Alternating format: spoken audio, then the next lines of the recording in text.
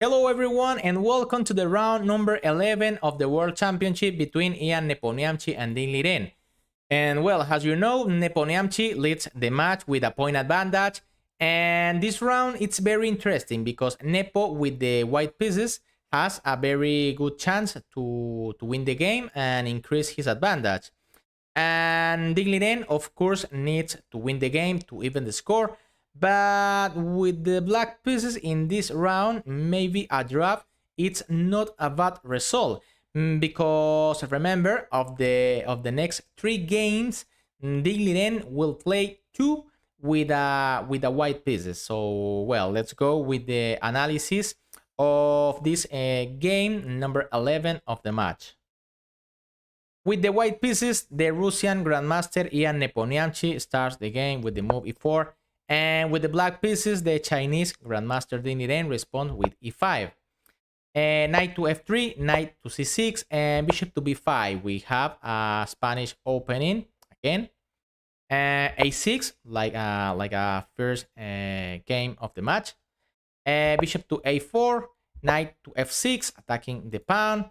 Castle and bishop to e7. Well, of course, here's knight to a4. Maybe it's not the best move because d4, e takes d4, rook e1, and well.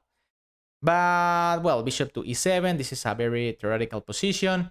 d3, b5, attacking the bishop. Bishop to b3, d6, and a3. Well, in this position, it's possible c3. And after bishop to a5 and bishop to c2, after c5 and the knight b to d2. And well, the idea is maybe play d4 and open the diagonal for the bishop. But well, a3, it's a very theoretical move. Knight to a5, attacking the bishop. Bishop to a2, c5, knight to c3, bishop to e6, bishop to g5, castle. Bishop takes on f6, the bishop takes on f6, and now knight to d5. Well, in this position, Ding Liren has the bishop pair, but maybe it's not a big deal because Nepomniachtchi has a very strong knight in the d5 square, and well, the center is a little closed, and maybe the bishop pair is not so dangerous. And well, here Dinglinen plays g6, queen g2, maybe attacking the knight, bishop to g7, the knight is defending with the queen, knight to g5, attacking the bishop, and here c4. Well, maybe this is not the best move on this position. I mean, here was better knight to c6, and after c3, protecting the d4 square, and bishop to d7, and well, here the black pieces have a very solid position.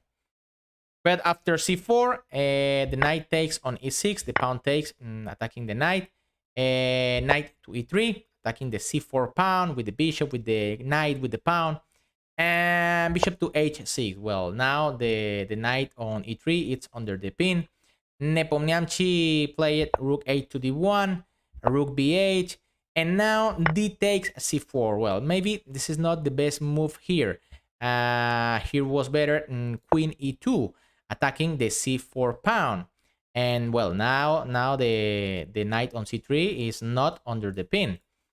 And well, here maybe Ding Liren must to play bishop to a3, because for example, if he takes on c3, the bishop takes on e6 with check, and after king g7, for example, queen takes on d3. And well, in this position, the white pieces are much better, and they have an extra pawn.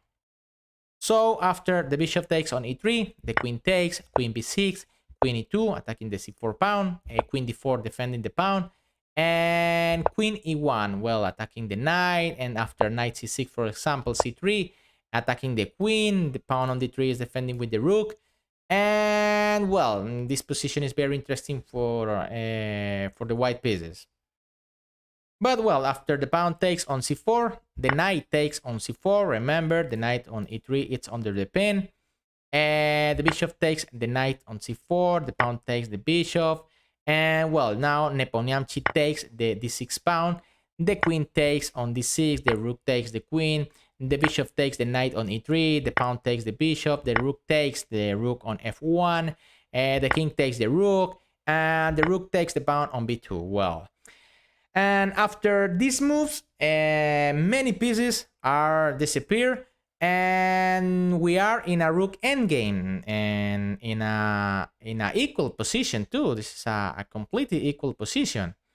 Here Nepo takes the e6 pawn, Ding Liren takes the c2 pawn, the rook takes on a6. Maybe here was possible to rook takes on e5, and after rook c3 attacking the pawns. a4, rook takes on e3, and well, this is a completely equal position.